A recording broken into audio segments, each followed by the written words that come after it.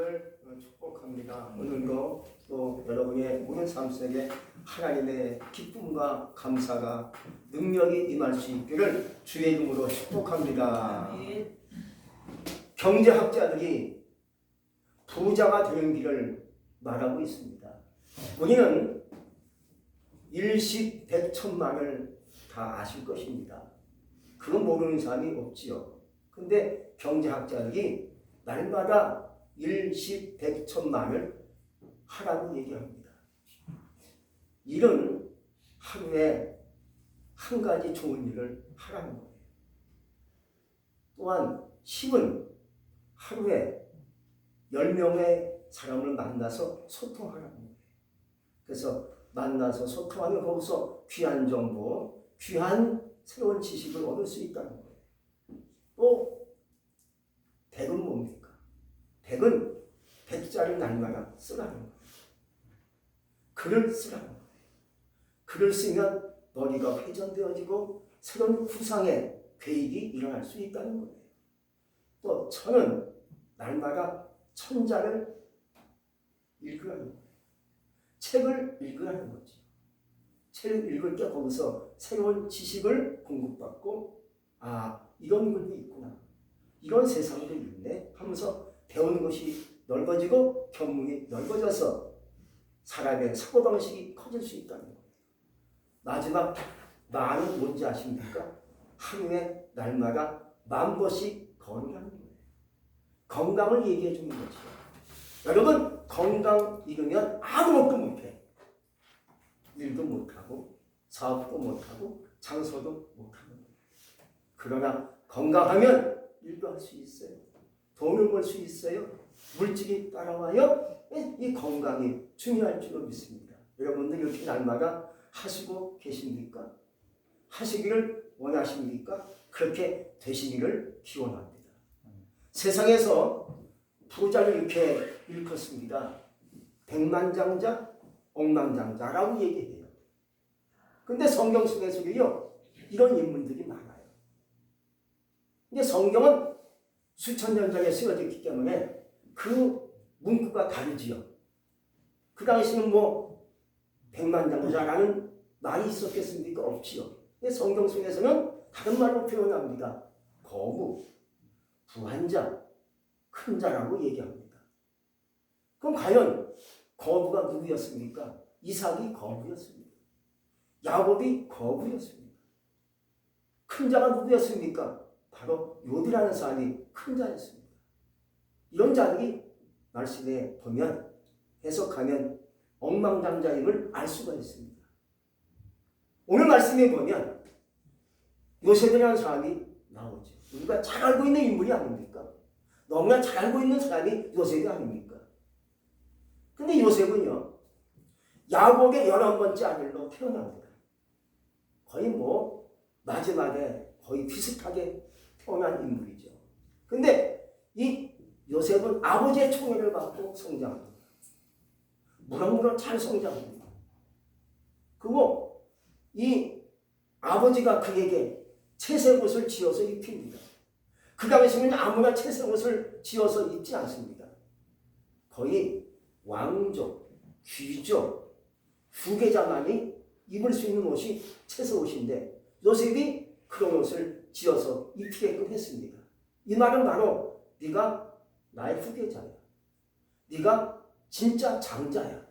라는 의미에서 그렇게 옷을 지어서 입혔다는 거예요. 이게 요셉의 삶이었습니다. 근데 이렇게 하다 보니까 형님들이 요셉을 시기하는 거예요. 질투하는 거예요. 그래서 요셉을 애국으로 노예로 팔아먹어요. 요셉이가 애국으로 팔려가서 노예살이하는 신세가 되고 말이죠. 근데 요셉은 이때부터 그의 신앙의 진가가 발휘합니다. 거기서부터 요셉의 빛이 나타납니다. 아버지 이렇게 있을 때는 그걸 몰랐는데 노예살이하면서 그의 진가, 그의 놀라운 능력이 나타나기 시작합니다. 여러분 이 빛은 어두운 데서 더 빛이 나는 거예요. 캄캄한 데서 찬란한 빛이 막 이렇게 보여지게 돼 있어요. 요셉이 그랬죠. 요셉은 과연 어떤 신앙을 가졌길래 하나님이 그런 어마어마한 복을 주셨겠는가? 사실 요셉은 권력과 부를 한꺼번에 손에 쥔 사람이 요셉이었습니다. 첫 번째, 요셉은 하나님을 첫 재산으로 삼았다는 거예요.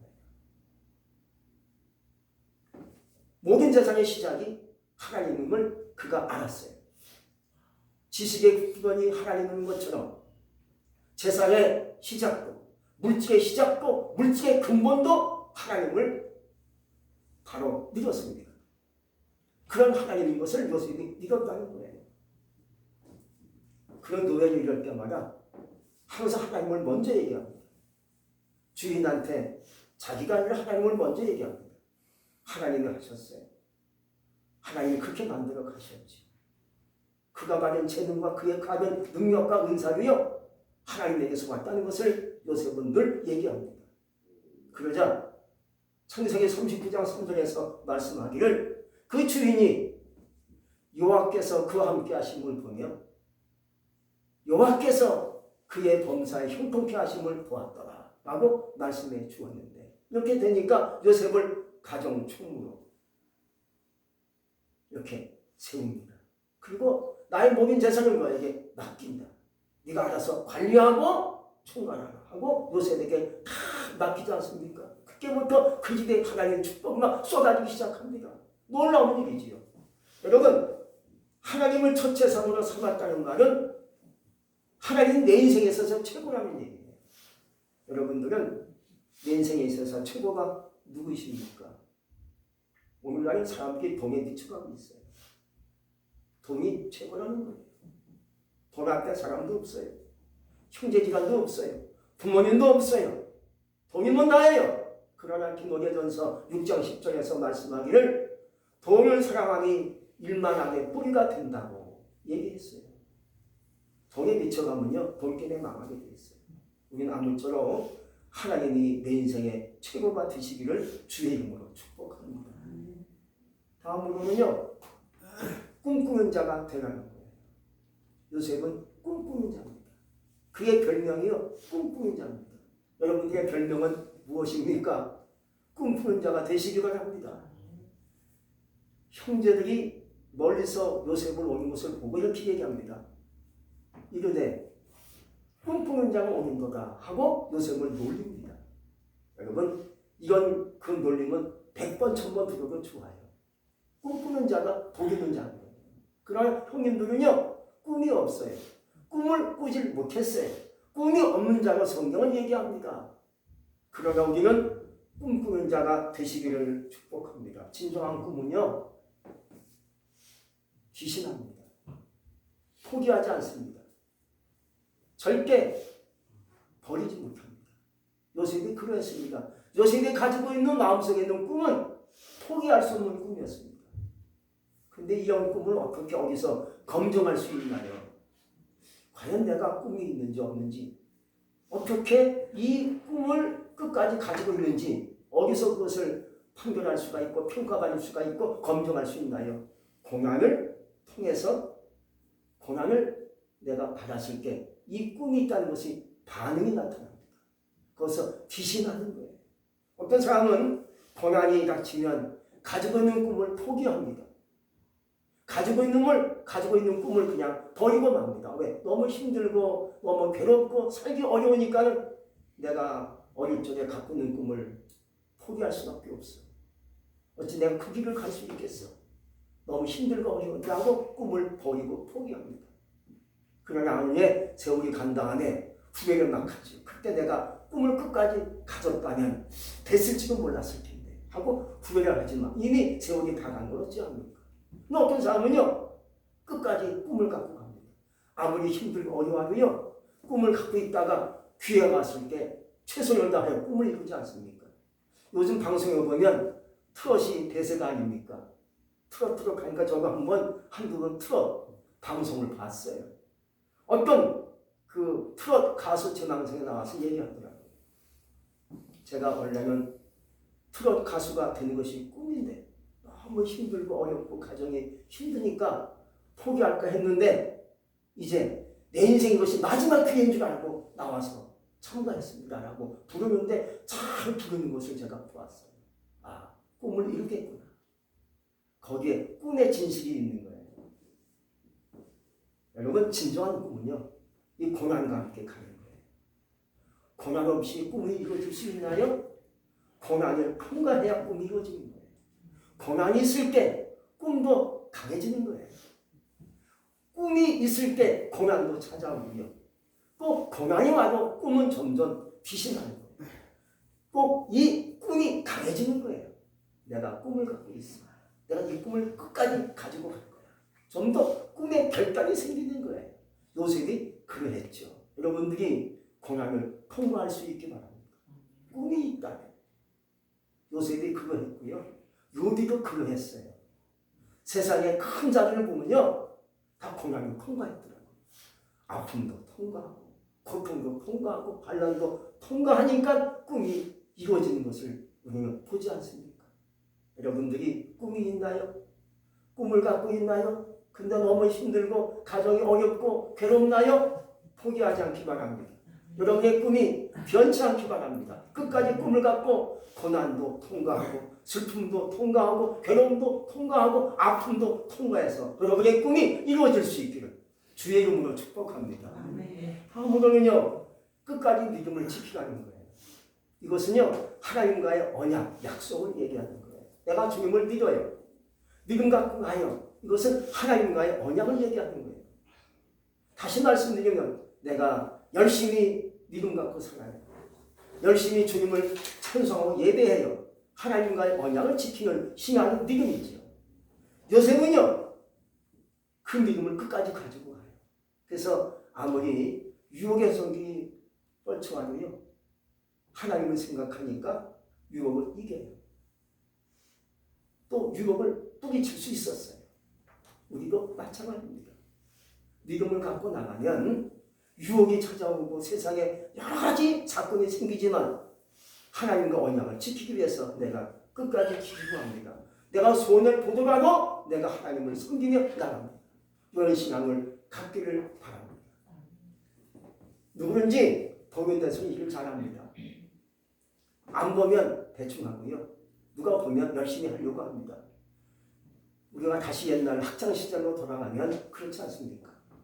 가끔 이제 학교에서 우리가 초등학교 때나 중학교 때 청소를 시킵니다, 선생님이. 그러면 선생님 보는 데는 열심히 청소합니다. 걸레질 잘하고 또한 한마디로 쓸고 닦고 잘합니다. 선생님이 잠깐 안 보이시면 대충 합니다. 그 선생님 오신 다음에 선생님이 얘기하면 선생님 청소 잘했어요. 다 왔습니다. 나도 그렇게 얘기합니다. 인생이 바로 그런 거예요. 안 보는 데서는 대충 하죠. 보는 데서 잘합니다. 하나님은 우리를 보고 계세요. 지금 나를 보고 계세요. 근데 우리는 하나님이 안 보이니까 대충 할 때가 있어요. 왜? 하나님이 안 보이시니까. 그런 하나님 나를 지금도 보시고 계세요. 이런 맥락에서 요셉은요, 하나님이 늘 자기를 보신다는 것을 절실히 느끼면서 갔어요. 하나님은 지금 나를 보고 계시지. 나를 불꽃 같은 눈으로 나를 보고 계시지. 내가 어찌 하나님 앞에 죄를 짓고 있었어. 내가 하나님께 어찌 범죄할 수 있겠어. 하고 죄악을 물리치고 유혹을 물리치고 이긴 사람이 요셉이 아니었겠습니까? 우리도 살면서 살다 보니까 유혹이 올 때가 있습니다. 그럴 때마다 하나님을 생각하시기 바랍니다. 하나님을 볼 수 있기 바랍니다. 하나님 나를 보시고 계시는데 내가 딴 일로 가면 안 되지. 내가 범죄하면 안 되지. 이것이 하나님과의 언약, 믿음을 지키는 삶이 아닌가 하고 끝까지 믿음을 지키고 나갈 수 있기를 주의 이름으로 축복합니다. 다음으로는요, 씨를 뿌리는 사람이 되라는 거예요. 천하에 모든 사람들이 씨를 뿌리며 삽니다. 좋은 씨를 뿌리는 사람이 있는가 하면 나쁜 씨를 뿌리는 사람도 있어요. 좋은 씨를 뿌리는 사람은 결국 나중에 좋은 열매를 거두죠. 그러나 나쁜 씨를 뿌리는 사람은 나중에 나쁜 열매를 거둬가지고 후회하고 망가지고 인생 실패하지 않습니까? 요셉은 좋은 씨를 많이 뿌렸던 사람이었습니다. 그가 감옥에 있을 때도요, 마침 어느 날 두 간원이 감옥에 끌려 들어와요. 어느 날 또 그들이 꿈을 꿔요. 요셉이 친절하게 무슨 일이 있습니까? 우리가 간밤에 꿈을 꿨는데 걱정이 많다네. 저에게 말씀해 주제가 하나님의 능력과 지혜를 가지고 꿈을 해석해 드리겠습니다 하고 아주 친절하게 해석을 해주는 그러한 아주 씨 뿌리는 삶을 살았습니다. 결국 나중에 왕의 꿈을 해석하는 길이 열리지 않습니까? 그 나중에 거기서 애굽의 총리가 되는 그런 놀라운 역사가 일어나지요. 하루아침에 하나님의 축복으로 그에게 권력과 부가 찾아오게 되는 것이지요. 그러므로 좋은 씨를 뿌릴 수 있기 바랍니다. 씨를 뿌리되 아름다운 씨, 좋은 씨를 뿌릴 수 있기를 주의 이름으로 축복합니다. 더 나가서 요셉은요, 나중에 이제 형님들이 찾아왔을 때 그들을 다 용서합니다. 관용을 베풀고 또 모든 족속 후손까지도요 살 수 있게끔 이주시켜가지고요 먹이고 입히고 키우는 일에 그 열매를 맺게 하게끔 좋은 씨를 뿌렸던 사람이 바로 요셉이었습니다. 이것만 있습니다. 내 손에 준 것을 기꺼이 내놓지 않으면 하나님도 내놓지 않을 것이다 라고 얘기했어요.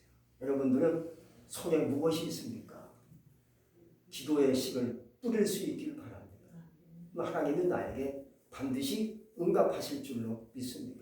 영국의 고아버지 조지 밀러는요, 일생에 있어서 5만 번의 응답을 받았다는 거죠. 그만큼 기도를 많이 했으니까, 기도의 씨를 뿌리니까 응답도 많이 그에게 주어진 줄로 압니다. 두 번째는요, 봉사의 씨를 뿌릴 수 있기를 축복합니다. 요셉의 노예살이 봉사가 없었다면 가정의 총무도 애굽의 총리도 없었을 거예요.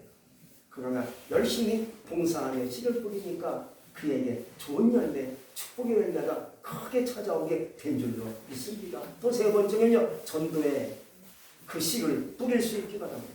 전도는 구원과 연결이 되는 거예요. 전도가 없으면 구원도 하나님 역사는 일어나지 않죠. 이 땅에 주님이 오신 것은 왜 오셨겠습니까? 예수님이 오신 것은 내가 전도하려고 왔다라고 예수님이 말씀을 했어요. 전도가 있기에 구원이 있고, 전도가 있기에 사람을 살리는 일이 생기는 거예요. 그래서 전도는 내가 먼저 살리고, 가정을 살리고, 이웃을 살리고, 민족을 살리는 일이 전도에 씨를 뿌리는 일인 줄로 믿습니다. 여러분들이 이 코로나 시대지만은요, 열심히 그래도 어디서든지 기도하며 전도의 씨를 뿌릴 수 있기를 축복합니다. 네 번째는요, 배품의 씨를 뿌릴 수 있기 바랍니다. 여기는 물질이 들어갑니다. 선한 일에 물질이 뿌려지면요, 주님은 우리에게 그 말씀, 그 은혜를 기억하시고 30배, 60배, 100배의 거금의 축복을 주신다고 했습니다. 전도서 11장 1절에 말씀하기를 너는 네 떡을 무리에 던지라. 요란한 분에 도로 찾으리라. 이렇게 말씀해 주고 있습니다. 그래서 이게 뿌린다는 것이 굉장히 놀라운 일이죠. 미국의 한 사회학자가 이제 황혼기가 넘어간 어르신들한테 이렇게 조사를 해봤어요. 어르신들 다시 한번 인생을 사신다면 어떻게 사시겠습니까? 라고 질문하니까 여러 가지 대답이 나왔는데 그 중에 세 가지를 요약합니다. 첫째, 남는 일을 다시 내가 하겠다 라는 응답이 왔어요. 두 번째는요, 인생을 다시 신중하게 살기 위해서 내가 날마다 반성하며 살겠습니다. 이것이 두 번째예요. 이게 마지막이 필요합니다. 더 많은 모험을 하겠다라고 응답을 했다는 거죠. 여러분, 씨를 뿌리는 것은요, 모험과 같은 거예요. 모험하는 것이, 씨를 뿌리는 것이 바로 그런 삶이에요. 스위스의 폴이라는 그 박사가 책을 썼는데 이런 책이에요. 이름이 모험하는 인생이라는 책을 썼어요. 그 책에서 보면 이렇게 하나님은 모험하는 하나님이다 라고 표현해 주고 있습니다. 다시 말씀드리면 하나님이 인간을 창조하신 거 모험이었다는 거예요. 또 하나님이 인간에게 자유의지를 주셨다는 거, 이게 모험이었다는 거예요. 또 하나님이 타락한 인간을 향하여 이 땅에 예수님을 보내고 십자가 지게 하신 거 하나님의 큰 모험이었다는 거예요. 여러분, 씨를 뿌리는 거 모험과 같은 거. 여러분, 씨를 뿌릴 때 보이니까 안 보입니까? 아무것도 없어. 씨를 뿌리는데 보이는 게 있어요? 없잖아요. 보장도 없어. 과연 날 것인지 안 날 것인지 잘 몰라. 근데 뿌려 이것이 모험이라는 거예요. 그러나 뿌리니까 시간이 가고 세월이 가니까 나요? 새싹이 나요? 또 열매가 맺혀요? 말씀대로 이루어지지 않습니까? 그것이 바로 씨를 뿌리는 자의 삶인 줄로 믿습니다. 여러분들은 좀 더 씨를 여기 잘 뿌리시기 바랍니다.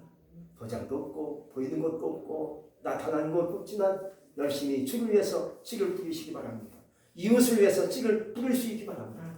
그래서 씨를 많이 뿌리고 뿌리시는 가운데 앞으로 복된 열매, 축복의 열매가 여러분의 삶 속에 다 맺힐 수 있기를 주의 이름으로 축복합니다. 기도하겠습니다. 전능하신 하나님 아버지 감사합니다. 오늘도 우리를 불쌍히 보시고 기억하시는 가운데 주의 말씀을 통하여 은혜를 부어주시고 성령과 함께 하시니 진실로 감사합니다.